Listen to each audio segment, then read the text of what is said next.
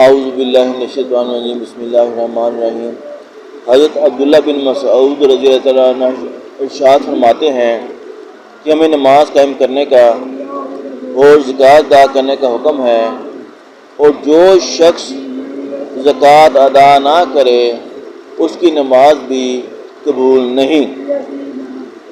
حضرت عبداللہ بن مسعود رضی اللہ تعالیٰ عنہ ارشاد فرماتے ہیں کہ ہمیں نماز قائم کرنے کا اور زکوٰۃ ادا کرنے کا حکم ہے، اور جو شخص زکوٰۃ ادا نہ کرے اس کی نماز بھی قبول نہیں۔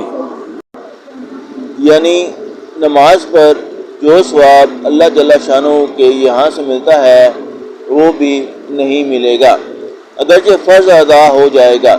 ایک اور حدیث میں ہے کہ جو شخص زکوٰۃ ادا نہ کرے وہ کامل مسلمان نہیں، اس کو اس کے نیک عمل فائدہ نہ دیں گے، یعنی دوسرے نیک عمل سے زکوٰۃ نہ دینے کا وبال نہیں ٹلے گا، اس کا مطالبہ بدستور رہے گا۔ ایک اور حدیث میں ہے کہ بغیر زکوٰۃ ادا کرنے کے دین کامل نہیں ہے۔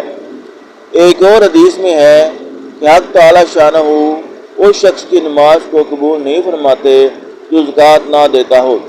جب اللہ جل شانہ نے 20 جگہ قرآن پاک میں نماز اور زکوٰۃ کو جمع فرمایا ہے تو اس کو علیحدہ نہ کرو۔ علیحدہ کرنے کا مطلب یہ ہے کہ نماز پڑھی جائے اور زکوٰۃ ادا نہ کی جائے۔